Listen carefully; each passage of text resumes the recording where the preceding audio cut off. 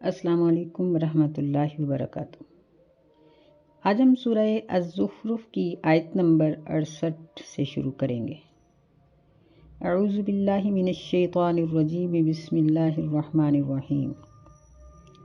یا عباد لا خوف علیکم اليوم ولا انتم تحزنون۔ اے میرے بندو، تم پر آج کوئی خوف نہیں اور نہ ہی تم غمگین ہوگے۔ الذین آمنوا بآیاتنا وکانوا مسلمین، وہ لوگ جو ہماری آیات پر ایمان لائے اور وہ مسلمان تھے۔ یعنی اس سے پہلے اللہ تعالیٰ نے یہ ذکر فرمایا تھا کہ قیامت کے دن جو دوستوں کے پیچھے لگ کے برائی کرتے رہے وہ ایک دوسرے کے دشمن ہوں گے، ایک دوسرے کی شکایت کریں گے۔ الا المتقین، یعنی پرہیزگار لوگ دنیا میں بھی ایک دوسرے کے پیچھے نہیں لگتے بلکہ وہ نیکی میں ایک دوسرے کے مددگار ہوتے ہیں۔ اور قیامت کے دن بھی اللہ تعالیٰ ان کو فرمائیں گے کہ آج تمہارے اوپر کوئی خوف اور غم نہیں۔ اور ان کی علامت کیا بتائی گئی ہے؟ 2 علامتیں یہاں ذکر کی گئی ہیں، ایک ایمان اور دوسرا مسلمان ہونا۔ یہ بات یاد رہے کہ ایمان اور اسلام جب یہ دونوں چیزیں اکٹھی ذکر ہوتی ہیں تو پھر مسلمان ہونے کا مطلب یہ ہوتا ہے کہ کلمہ پڑھنا، توحید کا اور رسالت کا اقرار، اور ایمان کا مطلب یہ ہوتا ہے کہ کلمہ پڑھ لینے کے بعد احکامات اسلام کو اپنے عمل میں لے آنا۔ لیکن قرآن مجید میں جہاں کہیں ان دونوں میں سے کسی ایک لفظ کا ذکر ہوا ہے، مثلا صرف ایمان کا ذکر ہے یا صرف مسلمان ہونے کا ذکر ہے، مسلم کا لفظ استعمال کیا گیا ہے، تو دونوں کا معنی ایک ہی ہے۔ تو یہاں اللہ تعالیٰ یہ بیان فرما رہے ہیں کہ جن لوگوں نے ہماری آیات پر یقین کیا اور ان کے اوپر انہوں نے عمل کیا، ان کو ہماری طرف سے یہ حکم دیا جائے گا، ادخلوا الجنۃ انتم وازواجکم تحبرون، کہ جنت میں داخل ہو جاؤ تم بھی اور تمہارے جوڑے بھی، تحبرون، تمہاری اس میں مہمان نوازی کی جائے گی۔ ازواج سے مراد یہاں میاں بیوی کا جوڑا بھی ہے، اور ازواج کا مطلب یہ بھی ہوتا ہے کہ ساتھی، ایک دوسرے کے ساتھ نبھانے والا، ایک دوسرے کے پیچھے لگنے والا، یعنی 2 مل کر کام کرنے والے بھی زوج ہی کہلاتے ہیں۔ تو میاں بیوی بھی اس سے مراد ہیں، دونوں ہی مراد ہیں۔ تو اللہ تعالیٰ اکٹھے نیکی میں داخل ہونے اور نیکی پر عمل کرنے والوں کو اور میاں بیوی کو بھی اللہ تعالیٰ یہ حکم دیں گے کہ اب تم جنت میں جاؤ اور یہاں ہمیشہ خوش رہو۔ یطاف علیہم بصحاف من ذہب واکواب، گھمائے جائیں گے ان کے اوپر پیالے، من ذہب، سونے کے، یعنی صحاف اصل میں یہ پلیٹ کو کہتے ہیں، یہ صحفت ان کی جمع ہے، پلیٹ یعنی چوڑی چیز جو ہوتی ہے، سونے کی پلیٹیں۔ واکواب، اکواب یہ بھی جمع کا لفظ ہے، اور کوب ان کی جمع ہے۔ یہ اس کا مطلب یہ ہوتا ہے کہ ایسا پینے کا برتن جس کی نہ مٹھی ہو اور نہ آگے ٹوٹی بنی ہوئی ہو، پیالہ جس طرح ہوتا ہے۔ تو پلیٹیں اور پیالیاں ان کے اوپر یعنی آ جا رہی ہیں، ایک ڈش آ رہی ہے، ایک جا رہی ہے، ایک آ رہی ہے۔ وَفِيهَا مَا تَشْتَهِيهِ الْأَنفُسُ، اور اس میں جو بھی چاہیں گے ان کے دل۔ انفس یہ نفس ان کی جمع ہے، یعنی ہر شخص کا جو دل چاہے گا اس کو وہی ملے گا۔ وَتَلَذُّ الْأَعْيُنُ، اور آنکھوں کی لذت بھی حاصل ہوگی۔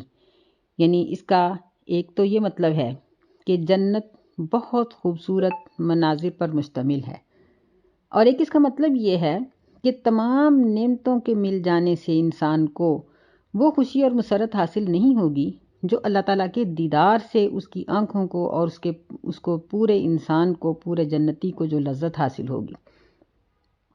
وَأَنْتُمْ فِيهَا خَالِدُونَ، اور تم اس میں ہمیشہ ہی رہو گے۔ یعنی ایک یہ بہت بڑی خوشی کی بات ہوگی کہ تم جنت سے نکالے نہیں جاؤ گے۔ وَتِلْكَ الْجَنَّةُ الَّتِي أُورِثْتُمُوهَا بِمَا كُنْتُمْ تَعْمَلُونَ، یہ ہے وہ جنت جس کے تم وارث بنائے گئے ہو اس چیز کے بدلے کے جو تم عمل کرتے تھے۔ یعنی یہاں بدلے کا مطلب یہ نہیں ہے کہ ہمارا نماز روزہ، ہماری نیکی جنت کی نعمتوں کی قیمت ہے، نہیں، ان چیزوں سے اللہ تعالیٰ کو کیا حاصل؟ اگر ہم نماز پڑھتے ہیں تو اللہ تعالیٰ تک کیا چیز پہنچتی ہے جو اس کو نفع دے؟ ہماری تو کوئی چیز بھی نہیں پہنچتی۔ اگر ہم روزہ رکھیں، کوئی بھی نیکی کریں، تو اللہ تعالیٰ کے اکاؤنٹ میں ہم نے کیا جمع کروایا؟ کچھ بھی نہیں۔ مطلب یہ ہے کہ اگر تم برا کرو گے تو اس کا بدلہ اس کے بدلے میں تمہیں اللہ تعالیٰ سزا دیں گے، اور اگر تم اچھا کرو گے تو اللہ تعالیٰ اپنے پاس سے اس کے بدلے میں تمہیں اچھائی دیں گے۔ لَكُمْ فِيهَا فَاكِهَةٌ كَثِيرَةٌ مِّنْهَا تَأْكُلُونَ، تمہارے لیے اس میں بہت سے میوے ہوں گے جو تم کھاؤ گے۔ یعنی انسان کو سب سے پہلی ضرورت کھانے پینے کی ہی ہوتی ہے، تو برتن بھی خوبصورت، رہائش بھی خوبصورت، دیکھنے کے مناظر بھی خوبصورت، ہمیشہ کی ضمانت بھی مل گئی، اور میوہ جات بھی، کیونکہ خوراک میں سے سب سے بہترین غذا پھل ہی ہوتے ہیں، تو پھل بھی وہ جو انسان پسند کرے، پھر پھلوں کی کثرت، سب چیزیں وہاں حاصل ہوں گی۔ دعا کریں، اللہم ادخلنا برحمتک فی عبادک الصالحین، اللہم انا نسألک جنت الفردوس ونعوذ بک من النار، آمین۔ ان المجرمین فی عذاب جہنم خالدون، آگے اللہ تعالیٰ نے مجرمین کا ذکر کیا، کیونکہ اللہ تعالیٰ کی عادت مبارک ہے کہ اللہ تعالیٰ جب نعمتوں کا ذکر کرتے ہیں تو پھر سزاؤں کا بھی ذکر کرتے ہیں کہ کہیں انسان نعمتوں میں غافل نہ ہو جائے، اور جب سزاؤں کا ذکر کرتے ہیں تو پھر جنت کا ذکر بھی کرتے ہیں کہ میرا بندہ کہیں اتنا ہی نہ ڈر جائے کہ وہ نا امید ہو جائے۔ فرمایا کہ بے شک مجرم جہنم کے عذاب میں ہمیشہ رہیں گے، لا یفتر عنہم وہم فیہ مبلسون، ان کے لیے اس میں کسی قسم کی کوئی کمی نہیں کی جائے گی، اور نہ ہی وہ اس میں کوئی امید دلائے جائیں گے، یعنی وہم فیہ مبلسون، اور وہ جہنم میں نا امید ہو کر رہیں گے۔ مجرم سے مراد یہاں قرآن مجید کی باقی آیات کے مطابق جہنمی ہیں وہ لوگ جو کافر ہیں، جنہوں نے اللہ اور اس کے رسول کو تسلیم ہی نہیں کیا، جس طرح سورہ مطففین میں بھی الذین اجرموا کا لفظ بولا گیا ہے کہ مجرم لوگ جو ہیں ان کی یہ سزا ہوگی، تو یہاں بھی مجرم وہی ہیں جو کافر ہیں۔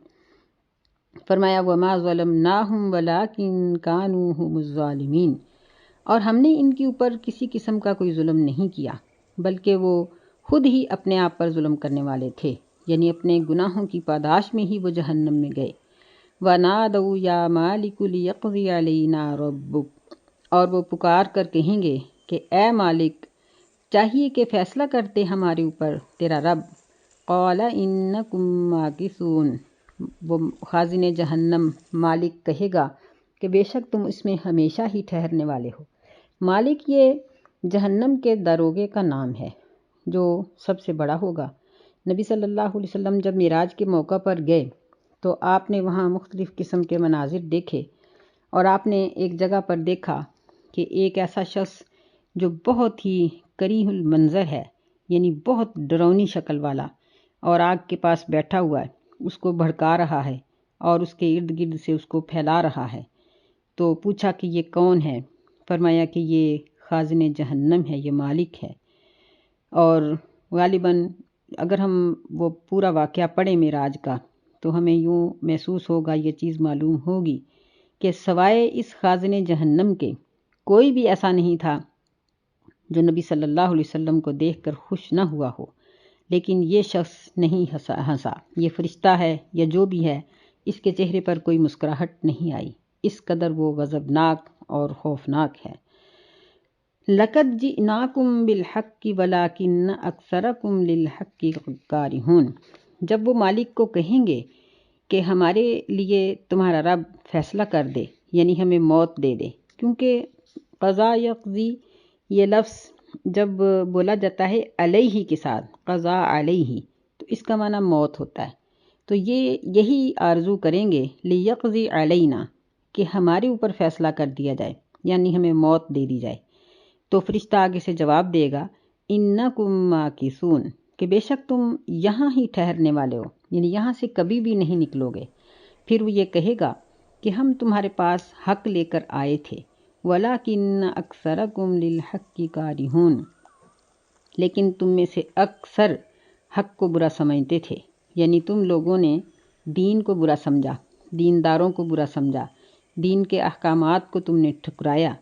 ام ابرموا امرا فانا مبرمون، یعنی جب تمہاری دنیا کی زندگی اسلام کو برا سمجھتے ہوئے گزری اور تمہاری حالت یہ تھی کہ تم قرآن مجید کے اور اسلام کے خلاف تدبیریں کرتے تھے۔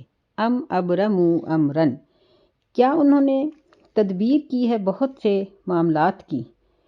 فَإِنَّا مُبْرِمُونَ، پس بے شک ہم بھی تدبیر کرنے والے ہیں۔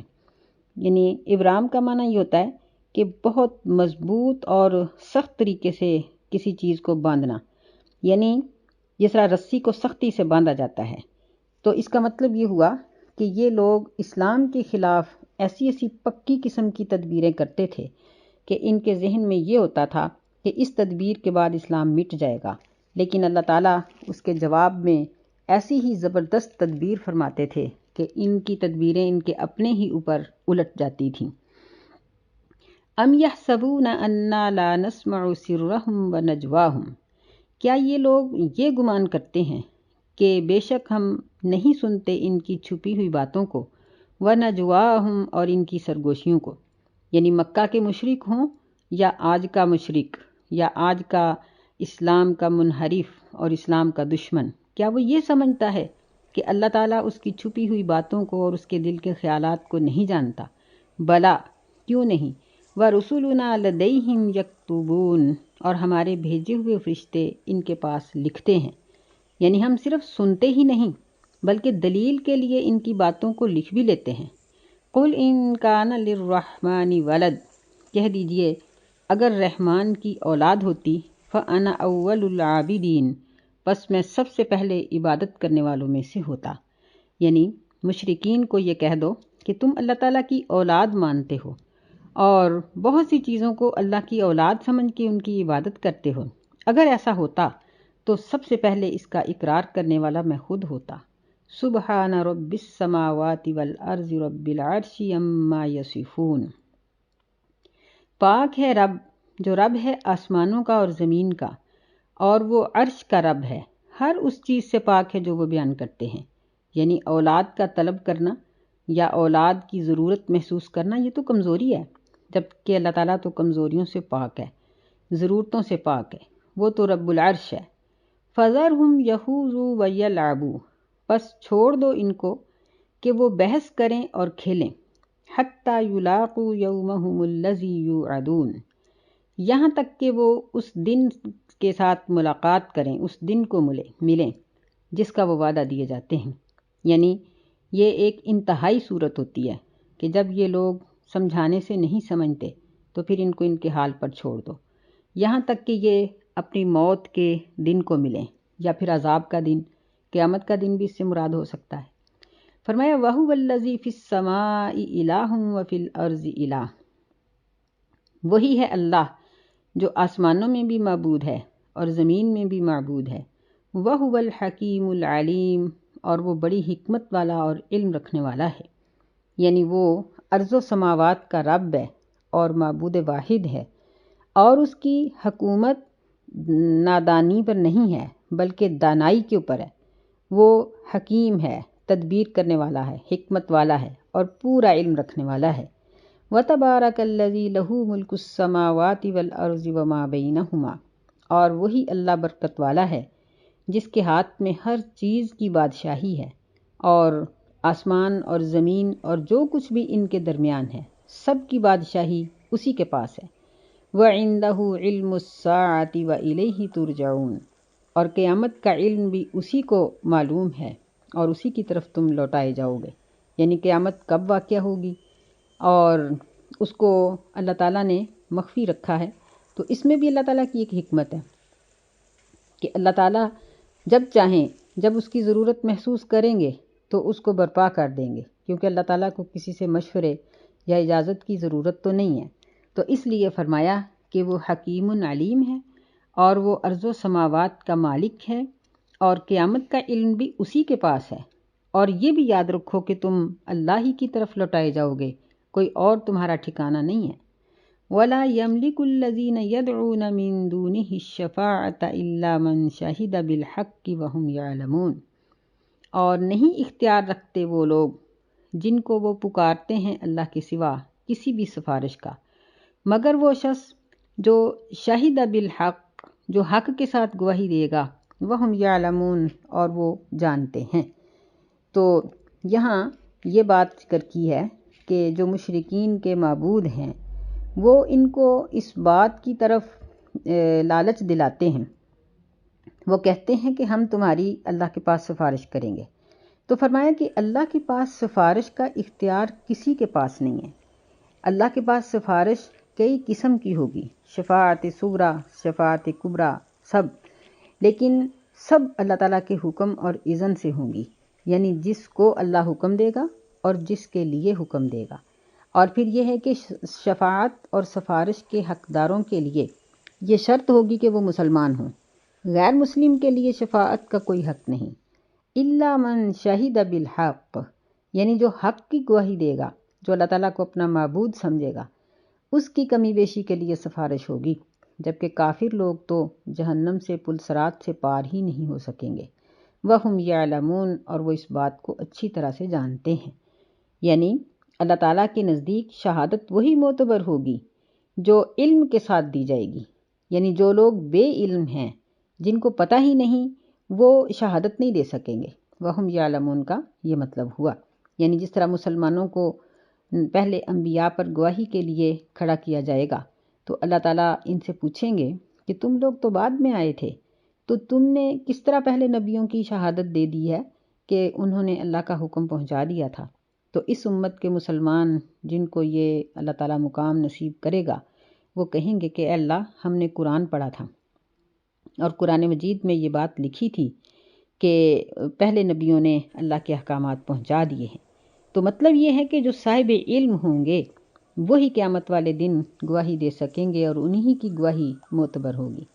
وَلَئِن سَأَلْتَهُم مَّنْ خَلَقَهُمْ، اور ضرور اگر تو ان سے پوچھے کہ ان کو کس نے پیدا کیا، لَيَقُولُنَّ اللَّهُ فَأَنَّىٰ يُؤْفَكُونَ، تو وہ ضرور کہیں گے کہ اللہ ہی نے پیدا کیا ہے۔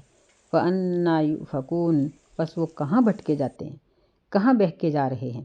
یعنی مشرک یہ اللہ تعالیٰ کی خدائی کا اور اللہ تعالیٰ کے خالق ہونے کا اقرار بھی کرتے ہیں، تو پھر دوسروں کو اس کا ساتھی کیوں بناتے ہیں، دوسروں کو شریک کیوں ٹھہراتے ہیں؟ تو جب یہ دوسروں کو اللہ تعالیٰ کے ساتھ شریک ٹھہرا دیتے ہیں تو پھر اللہ کے خالق ہونے کا جو اقرار ہے وہ بے معنی ہو جاتا ہے۔ اللہ تعالیٰ کو خالق ماننے کا یہ معنی ہے کہ اس کے ساتھ کسی کو بھی شریک نہ ٹھہرایا جائے، کہ مثلاً شفا کے لیے بھی وہی ذات، اور روزی حاصل کرنے کے لیے بھی وہی اللہ، اولاد بھی وہی دیتا ہے، زندگی بھی وہی دیتا ہے، موت بھی وہی دیتا ہے، خوشی بھی وہی دیتا ہے، دکھ بھی وہی دیتا ہے، نیکی اور نیکی کی توفیق بھی وہی دیتا ہے۔ اگر وہ ناراض ہو کر انسان کو چھوڑ دیتا ہے تو پھر انسان گناہ کی طرف مائل ہوتا ہے۔ ان ساری چیزوں کو عملی طور پر ماننا، یعنی دل سے اس بات پر یقین کرنا اور ان ساری باتوں پر زبان سے اقرار کرنا اور اپنے پورے جسم سے ان باتوں پر عمل کرنا، یہ ہے ایمان۔ تو جب تک یہ نہ ہو تو تب تک انسان کا ایک صرف یہ خیال کہ اللہ بھی معبود ہے اور دوسرے بھی ہیں، یہ اس کی نجات کے لیے کافی نہیں ہے۔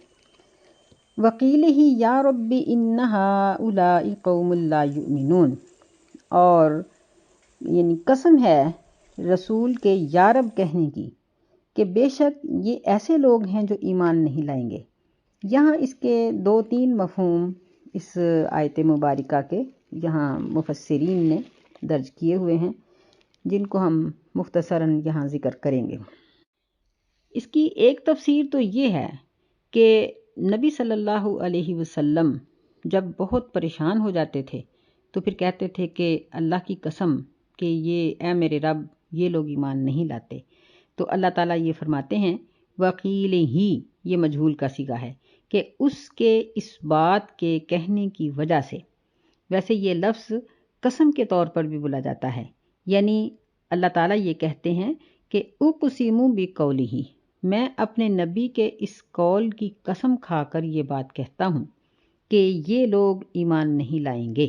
یعنی نبی صلی اللہ علیہ وسلم نے ان کو اللہ کے احکامات پہنچائے، لیکن ان لوگوں نے ان کو قبول نہیں کیا، تو اللہ تعالیٰ فرماتے ہیں کہ ان کو جو میرے رسول کی طرف سے بات کی گئی ہے میں اس کی قسم کھا کر کہتا ہوں کہ ان ہؤلاء قوم لا یؤمنون، کہ بے شک یہ ایسی قوم ہے جو ایمان نہیں لاتی۔ دوسری تفسیر اس کی یہ ہے کہ یہ ساری آیت قسم کے طور پر ہے، جبکہ اس کا جواب محذوف ہے، یہاں ذکر نہیں ہے۔ یعنی اللہ تعالیٰ نے قرآن مجید میں بہت سے جملے ایسے ذکر کیے ہیں کہ جن کے جواب موجود نہیں ہوتے، اور بعض اوقات جواب موجود ہوتا ہے تو سوال قرینے کے ساتھ دیکھنا پڑتا ہے۔ یعنی اس کا مطلب یہ ہوا کہ رسول صلی اللہ علیہ وسلم یہ بات کہہ رہے ہیں کہ اے میرے رب، یہ تو ایسے لوگ ہیں جو ایمان لاتے ہی نہیں، تو کہنے کی قسم کھاتا ہوں کہ میں ضرور کافروں کے اس رویے کے خلاف اس کی مدد کروں گا۔ یعنی اس کا دوبارہ اس کو دہراتے ہیں کہ مثلاً کہ رسول صلی اللہ علیہ وسلم نے اللہ تعالیٰ کو یہ بات کہی کہ اے اللہ، یہ لوگ تو ایسے ہیں جو ایمان ہی نہیں لاتے، تو اللہ تعالیٰ نے اس پورے قول کی قسم کھا کر یہ کہا کہ میں ان کے خلاف اپنے رسول کی مدد ضرور کروں گا۔ اس کی تیسری تفسیر یہ ہے کہ یہ واو یہ بمعنی ربا ہے، یعنی یہ حرف جارہ ہوتا ہے اور ربا کے معنی میں ہے، جو حسرت اور افسوس کے معنی میں ہوتا ہے۔ یعنی کہ رسول صلی اللہ علیہ وسلم کئی مرتبہ بڑی حسرت اور افسوس کے ساتھ یہ بات کہا کرتے تھے کہ اے میرے رب، یہ تو ایسے لوگ ہیں جو ایمان لاتے ہی نہیں ہیں۔ تو اس کے جواب میں اللہ تعالیٰ نے ان کو یہ کہا کہ فَاصْفَحْ عَنْهُمْ، کہ پس ان سے درگزر کیجئے، وَقُلْ سلام، اور سلام کہہ دیجئے، فَسَوْفَ يَعْلَمُونَ، پس ان قریب یہ لوگ جان لیں گے۔ تو یہ مختلف تفاسیر ہیں ان دونوں آیتوں کی اور ساری ہی ٹھیک ہیں۔ تو فَاصْفَحْ عَنْهُمْ وَقُلْ سلام، اس کا ایک مفہوم یہ بھی ہوا کہ یعنی اللہ تعالیٰ یہ فرماتے ہیں کہ اے میرے نبی، ہم نے آپ کی فریاد سن لی ہے اور ہم نے آپ کی بات کو جان لیا ہے، آپ ان سے درگزر کریں اور ان کو یعنی سلام کہہ دیں۔ مطلب یہ ہے کہ ان کے ساتھ مت الجھیں۔ فَسَوْفَ يَعْلَمُونَ، پس ان قریب یہ لوگ جان لیں گے کہ ان کا حال کیا ہوتا ہے۔ بہرحال ان آیتوں میں اللہ تعالیٰ نے یہی بات ذکر کی ہے کہ نجات اور فلاح دنیا میں بھی اور آخرت میں بھی مسلمان کے لیے ہے، کافر کے لیے نہیں ہے۔ اللہ تعالیٰ ہمیں دین اسلام کو اختیار کرنے کی اور سمجھنے کی توفیق عطا فرمائے، آمین۔ السلام علیکم ورحمۃ اللہ۔